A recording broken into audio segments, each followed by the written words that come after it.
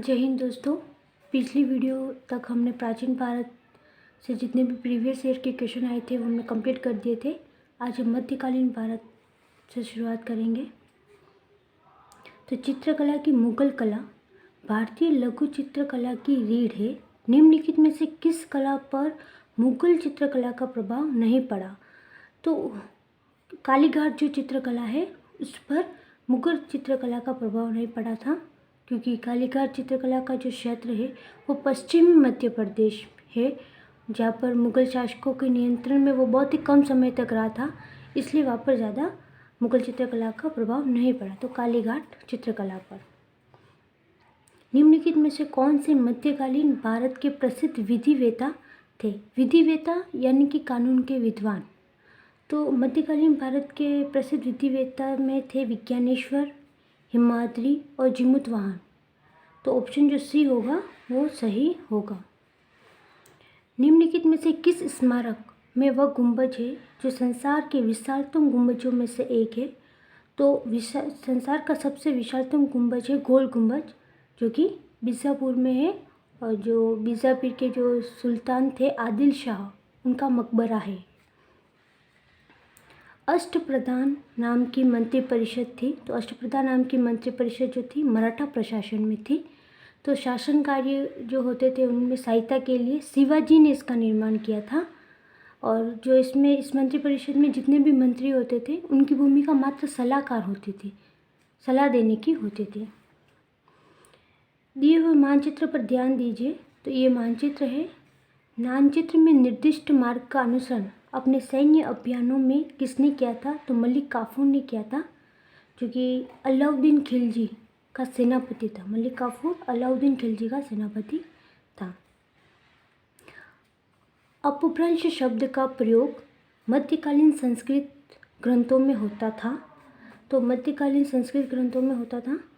तो कुछ आधुनिक भारतीय भाषाएं के आरंभिक रूपों को इंगित करने के लिए, कुछ आधुनिक भारतीय भाषाएं थी उनके आरंभिक रूपों को इंगित करने के लिए होता था। नस्तालिक थी। तो नस्तालिक एक प्रकार की फारसी लिपि थी, मुगल काल की फारसी लिपि थी, जो मध्यकालीन भारत में प्रयुक्त होती थी। जिस सूफी संत की मान्यता थी कि भक्ति संगीत ईश्वर के निकट पहुंचने का एक साधन है, वह है, तो वो थे ख्वाजा मोइनुद्दीन चिश्ती, जिन्होंने भारत में चिश्ती सिलसिला की स्थापना की थी। तो भारत में चिश्ती सिलसिला की स्थापना मोइनुद्दीन चिश्ती ने की थी, और ये संगीत को महत्व देते थे। और सिलसिला यानी कि एक श्रृंखला होती है जो गुरु और शिष्य के बीच एक कड़ी, एक सशक्त कड़ी का प्रतीक होती है। तो मोइनुद्दीन चिश्ती थे जिन्होंने कहा था कि भक्ति और संगीत ईश्वर के निकट पहुंचने का एक साधन है। मुगल चित्रकला किसके राज्यकाल में अपनी पराकाष्ठा पर पहुंची थी? तो जहांगीर के काल में अपनी पराकाष्ठा पर थी। मध्यकालीन भारत में मनसबदारी प्रथा खासतौर पर इसलिए चालू की गई थी ताकि साफ सुथरा प्रशासन लागू हो सके। तो मनसबदारी प्रथा 1575 में अस्तित्व में आई थी, और अकबर द्वारा प्रारंभ की गई थी मनसबदारी जो प्रथा थी वो, और जिसमें मनसब का अर्थ होता है पद, और इसे प्राप्त करने वाला जो होता है उसको मनसबदार कहा जाता था। निम्नलिखित में से कौन सा युग्म सही सुमेलित है? तो गुरु अमरदास मीरी और पीरी से संबंधित नहीं। मीरी और पीरी जो थे वो गुरु हरगोबिंद जो थे, जो कि सिखों के छठे गुरु साहिब थे, उनसे संबंधित थे।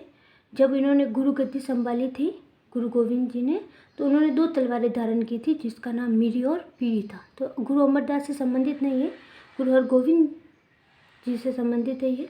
और आदि ग्रंथ जो था, आदि ग्रंथ वो गुरु अर्जुन देव ने ही पूर्ण किया था, 1604 ईस्वी में पूर्ण किया था। तो ये सही होगा। और गुरु रामदास दल खालसा ये इससे संबंधित नहीं है, ये गुरु गोविंद से ही संबंधित है, दल खालसा। कृष्ण जीवन परक प्रेम वाटिका काव्य की रचना की थी? तो रसखान ने की थी। कृष्ण जीवन परक प्रेम वाटिका की रचना। अपनी शक्ति को सुमिलित करने के बाद बलबन ने भव्य उपाधि धारण की थी, तो जिले इलाही की इन्होंने उपाधि धारण की थी। तूतीय हिंद का संबंध अमीर खुसरो से, तूतीय हिंद का संबंध अमीर खुसरो से है। और केसरे ए हिंद का संबंध महारानी विक्टोरिया से है। और दीन इलाही का संबंध अकबर से है। अकबर के शासनकाल में पुनर्गठित केंद्रीय प्रशासन तंत्र के अंतर्गत सैनिक विभाग का प्रमुख था, तो वो थे मीर बख्शी। सैनिक विभाग का प्रमुख मीर बख्शी था। इसका कार्य होता था सैनिकों की भर्ती करना, शस्त्र या रसद का जो भी सामान होता था उसकी देखभाल करना, पदोन्नति और वेतन देना, इसका काम होता था। भारत में सूफियों की चिश्ती धर्म संघ का प्रवर्तक और सर्व प्रमुख व्यक्ति ख्वाजा मोइनुद्दीन चिश्ती हैं। हाँ, क्योंकि इन्होंने चिश्ती सिलसिला की स्थापना की थी, तो यही थे। चिश्ती धर्म संघ ने अपना नाम अजमेर में स्थित ग्राम चिश्त से लिया था। नहीं, अजमेर में स्थित ग्राम से नहीं, अफगानिस्तान में स्थित अफगानिस्तान का एक नाम है चिश्त, वहाँ से लिया था। मोइनुद्दीन चिश्ती जो कि मोहम्मद घोरी के साथ, उनकी सेना के साथ भारत आए थे।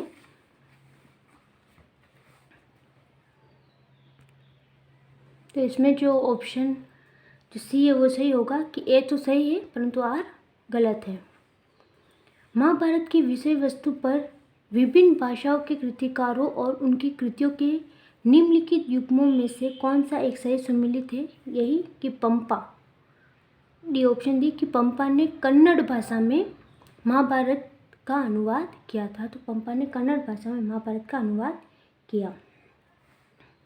जिस मध्यकालीन भारतीय लेखक ने अमेरिका की खोज का उल्लेख किया है वो है अबुल फजल। अबुल फजल ने अमेरिका की खोज का उल्लेख किया है। शिवाजी के अष्टप्रधान का जो सदस्य विदेशी मामलों की देखरेख करता था वह था सुमंत, जो कि विदेशी देखरेख का करता था। और जो इसमें जो सचिव था वो पत्राचार जो विभाग होता था उसकी देखरेख करता था। पंडित राव जो होते थे वो धार्मिक मामलों में छत्रपति शिवाजी का प्रमुख सलाहकार था। और पेशवा जो थे वो मुख्यमंत्री होता था, जो कि प्रशासन के निरीक्षण का कार्य करता था। और जो सुमंत थे वो विदेशी मामलों की देखरेख करता था।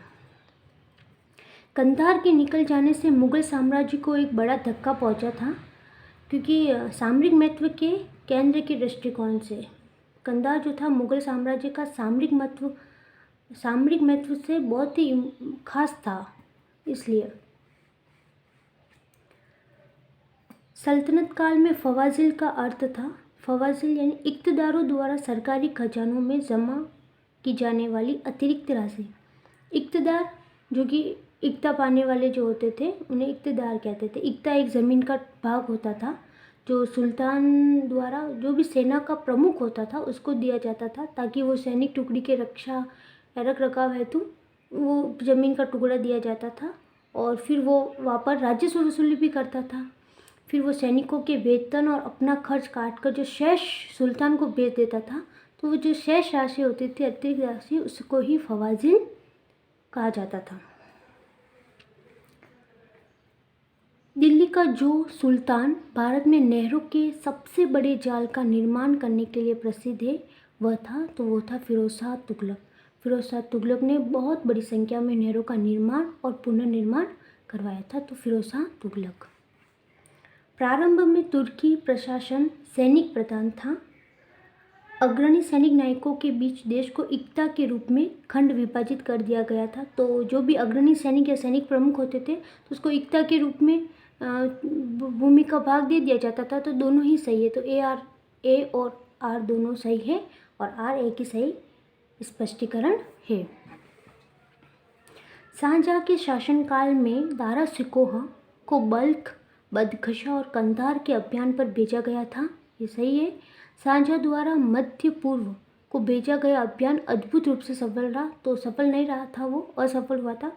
तो इसमें ऑप्शन सी सही होगा, जिसमें ए सही है किंतु आर गलत है।